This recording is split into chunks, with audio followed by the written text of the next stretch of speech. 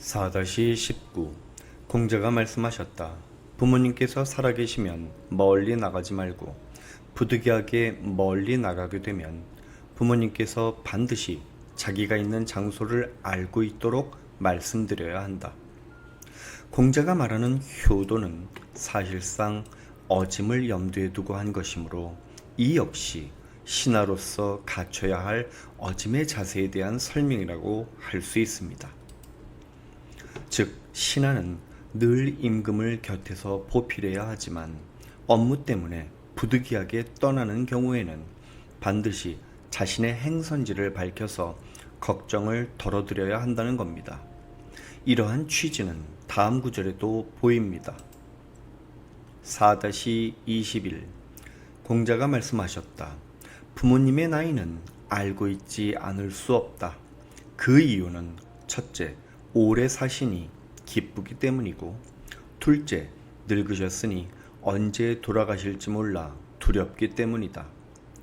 연로하신 부모와 임금은 언제 어떻게 될지 모르기 때문에 삼가 곁에서 모시려고 노력해야 하죠. 이런 마음가짐이 부모, 나아가 임금을 섬기고 따르는 어진 자세의 출발점이 됩니다. 모든 행동은 진심 어린 마음에서 출발하니까요. 4-23 공자가 말씀하셨다. 검소하고 절제하는데도 백성들의 신망을 잃는 지도자는 드물다. 앙겔라 메르켈 총리는 독일 역사상 최초의 여성 총리이자 동독 출신의 첫 통일 독일 총리로서 2005년부터 2021년 12월까지 4연임 총리직을 수행했습니다. 또 미국의 유력 잡지인 포브스가 선정한 세계에서 가장 영향력 있는 여성 9년 연속 1위를 차지하기도 했는데 그 이유는 그녀의 검소한 모습 때문입니다. 2005년 총리 당선 후 메르켈은 고위직 관료가 살도록 마련한 화려한 관저를 사용할 수 있음에도 불구하고 단 하루도 총리 관저에서 생활한 적이 없습니다. 대신 지금까지 살았던 베를린의 작은 아파트에서 남편과 살고 있죠. 또한 아파트 부근에 동네 슈퍼마켓을 애용하는 메르켈 총리는 일반 시민들과 다름없이 카트를 꺼내 장을 보고 줄을 서서 계산을 합니다. 선거 기간에만 전통시장을 방문하고 버스 요금이 70원이라고 말하는 한국 정치인들의 서민 코스프레와는 사뭇 다르죠. 그리고 그녀는 같은 옷을 여러 번 입고 다니는 모습을 종종 보여왔습니다. 그녀의 평범하면서도 소박한 모습 때문에 유럽 언론들은 그녀를 유럽에서 가장 검소한 지도자로 부르기도 합니다. 4-26 자유가 말씀하셨다. 임금을 섬김에 옳지 못하거나 잘못된 일을 고치도록 말하는 것은 중요하지만 너무 자주 간언하여 임금의 심기를 건드리면 오히려 화를 당하게 된다. 친구 역시 마찬가지로 아무리 좋은 충고라도 자주 하면 오히려 사이만 멀어진다. 제 아무리 훌륭한 충언이나 충고일지라도 지나치게 많이 하면 오히려 안 하느니만 못한 결과를 가져올 수 있습니다. 말이란 꼭 필요할 때, 즉 적재적소에 해야 하죠. 그래서 공자는 이 얘기에서 다음과 같이 말합니다. 공자가 말씀하셨다. 임금을 섬기면 간언을 하지 떠벌리고자 하지는 않는다. 예기 표기. 그렇다면 적재적소란 과연 어떤 경우를 말하는 걸까요? 이제 춘추 시대를 호령했던 5 위인인 춘추 5패 중 하나인 초나라 장왕의 이야기를 소개하겠습니다. 초나라 장왕은 즉위한 지 3년이 지났지만 어떤 명령도 내리지 않고 밤낮으로 쾌락을 일삼았는데 나라 안에 명령을 내려 말했다. 감히 간언을 하는 자가 있다면 용서 없이 죽이겠다. 오거가 간언을 하려고 입고했는데 장왕은 왼팔로는 정나라 미녀를 안고 오른팔로는 월나라 미녀를 껴안고는 앉아서 종과 북으로 연주하는 음악을 듣고 있었다. 오고가 말했다. 원컨대 수수께끼를 올리고 싶습니다. 그러고는 계속 말했다. 새 한 마리가 언덕에서 3년 동안 날지도 울지도 않습니다. 이 새는 어떤 새일까요? 장왕이 말했다. 3년 동안 날지 않았지만 일단 한번 날아오르면 장차 하늘을 찌를 것이고 3년 동안 울지 않았지만 일단 한번 울기 시작하면 사람들을 놀라게 할 것이다. 오고는 물러가거라. 내 그대의 뜻을 알겠다. 수개월이 지나고 장왕의 음란함이 더욱 심해지자 대부 소종이 입궐하여 간언했다. 장왕이 말했다. 그대는 나의 명령을 듣지 못했는가? 소종이 대답했다. 이 몸을 죽여서 임금을 밝힐 수 있다면 그것이 신의 바람입니다. 그러자 장왕은 즉시 음란한 음악을 멈추고 곧바로 정무를 보기 시작했다.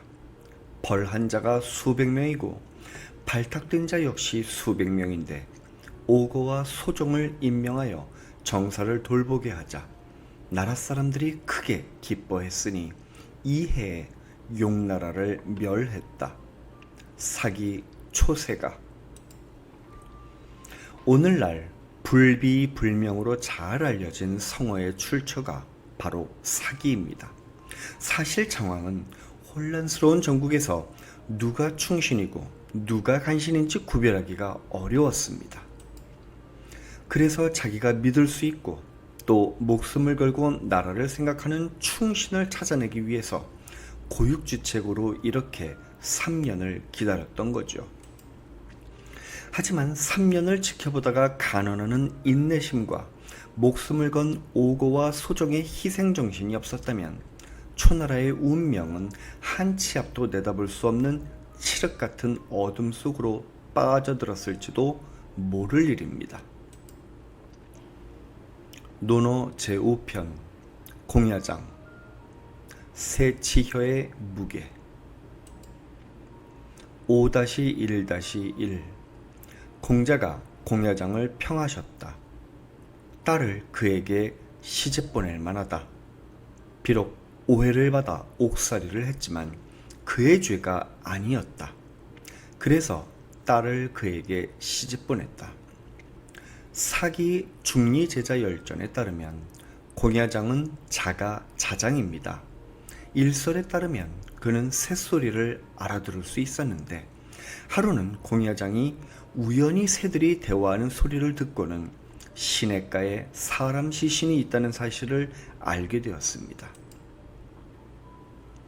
얼마 후 한 노파를 만났는데 그녀는 자기 아이가 보이지 않는다면서 혹시 못 봤냐고 물었죠. 그러자 공야장은 혹시나 하는 마음에 그 장소를 알려주었다가 오히려 죄인으로 오인받아 감옥살이를 했다고 합니다. 하지만 공야장은 결국 자기가 새소리를 알아들을 수 있다는 사실을 증명함으로써 풀려났다고 하지요. 물론 이는 어디까지나 후대 사람들의 억측일 뿐 현재로서는 공야장이 어떤 일을 겪은 것인지 알 수 없습니다. 다만 분명한 건 공자가 그를 사위로 맞이할 정도였으니 분명 공야장에게는 도를 배우는 데 뛰어난 재능을 보였을 거라고 추측할 수 있습니다. 5-1-2 공자가 남궁과를 평하셨다. 나라에 도가 있으면 내쳐지지 않고 죽용받을 것이고 나라에 도가 없어도 죽음을 면할 것이다. 그래서 형의 딸을 그에게 시집 보냈다.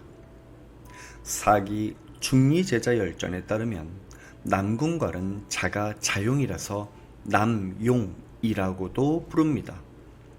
이 구절이 무슨 뜻인지 파악하기 위해서는 먼저 11-5를 살펴봐야 합니다. 11-5 남궁괄이 시경, 대하, 억, 흰 구슬의 흠은 갈아서 없앨 수 있지만 입 밖에 낸 말의 흠은 갈아서 없앨 수 없네 라는 구절을 여러 차례 반복해서 읊자 공자는 남궁갈이 말을 신중하게 하는 인물임을 깨닫고 형의 딸을 그에게 시집 보냈다. 모시전은 이 작품의 주제가 제후인 위나라 무공이 주나라 천자인 여왕을 비판하고 또 그럼으로써 스스로 경계한 것이다 라고 밝힌 바 있습니다. 이제 위에서 언급한 구절이 포함된 제2장을 살펴보죠. 그대 백성들이 소박하게 하고 그대 제후들이 법도를 삼가게 하며 조심하고 주의하여 편안해하지 말지니 그대 말을 입 밖에 내는 걸 삼가고 그대 몸가짐을 삼가면 온화한 미덕이 없을 수 없네. 흰 구슬의 흠은 갈아서 없앨 수 있지만 입 밖에 낸 말의 흠은 갈아서 없앨 수 없네. 결국 공자가 봤을 때 남궁갈은 말을 신중하게 함으로 나라에 도가 있으면 충언을 다함으로써 중용받을 것이고 나라에 도가 없으면 신중하여 말을 아낌으로 임금의 심기를 건드리지 않아 죽임을 면할 수 있다고 본 거죠. 오늘날도 마찬가지입니다. 언론들을 보면 정치인들이 말 한마디 때문에 곤욕을 당하고 심지어 자리에서 물러나는 경우를 많이 보셨죠? 그러니 그를 믿고 형의 딸을 맡길 수 있었던 겁니다. 하지만 사실 이보다 더 큰 이유가 있죠. 다음 구절을 보겠습니다. 14-5 남궁갈이 공자에게 물으셨다. 후에는 활을 잘 쏘았고 오는 맨 땅에서 배를 움직일 정도로 장사였지만 모두 편안히 죽지 못했습니다. 반면 우와 후직은 몸을 낮추고 몸소 곡물을 심었지만 천하를 얻었습니다.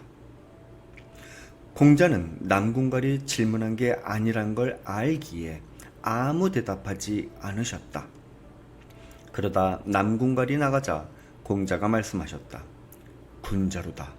이와 같은 사람은 덕을 숭상한다. 이와 같은 사람은. 후에는 하나라 때 유궁 지역을 다스리고 있었습니다.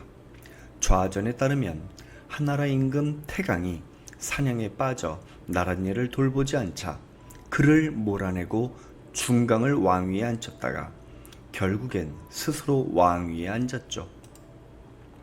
하지만 후에 역시 자신의 측근인 한착이라는 인물에게 정사를 맡기고 사냥에 빠졌는데 오히려 한착의 배신으로 인해 죽임을 당했습니다. 오는 한착의 장남인데 좌전에는 요라는 이름으로 기록되어 있습니다. 일설에 의하면 오는 육지에서 배를 끌 정도로 괴력의 소유자였다고 하는데 중강의 아들 상을 죽였다가 후에 상의 아들 소강에게 오히려 죽임을 당하고 맙니다. 우와 후직은 순임금 때 각각 치수와 농업을 책임진 인물인데 우는 그 공로를 인정받아서 결국 순임금을 이어 왕의 자리에 오르게 되고 후직은 훗날 주나라의 시조가 됩니다. 이제 이와 관련하여 다음 기록을 보죠. 우와 후직 그리고 안회는 그 처지를 서로 바꿔도 모두가 똑같이 그렇게 했을 것이다. 맹자 이루 우가 치수를 담당하고 있을 때 홍수에 떠내려가는 백성을 보고 통곡하며 내 탓이라고 한탄했고 후직이 농업을 관장하고 있을 때 굶어 죽는 백성을 보고 내 탓이라고 한탄했으며 안회는 누추한 골목에 살면서 끼니조차 제때 해결하지 못했지만 도를 배우느라 즐거워했다고 합니다. 즉, 세 명은 서로의 입장을 바꿔도 마찬가지로 최선을 다했을 것이니 바로 역지사지라는 성어가 여기서 나왔죠. 남궁갈의 말은 한나라의 예와 오처럼 지도자로서 나라와 백성들의 안위를 걱정하지 않고 사치스러우며 무력을 일삼는 이들은 불행한 최후를 맞이했지만 순임금 때의 우와 후직처럼 백성들의 안위를 자기 안위처럼 여겨서 최선을 다한 이들은 결국 백성들의 지지를 받아서 지도자의 자리에 올랐다는 의미가 됩니다. 따라서 공자 역시 그 말뜻을 알아듣고 남궁갈이 덕치의 참뜻을 이해하는 군자라고 칭찬한 겁니다. 왜 공자가 형의 딸을 시집 보냈는지 알겠죠?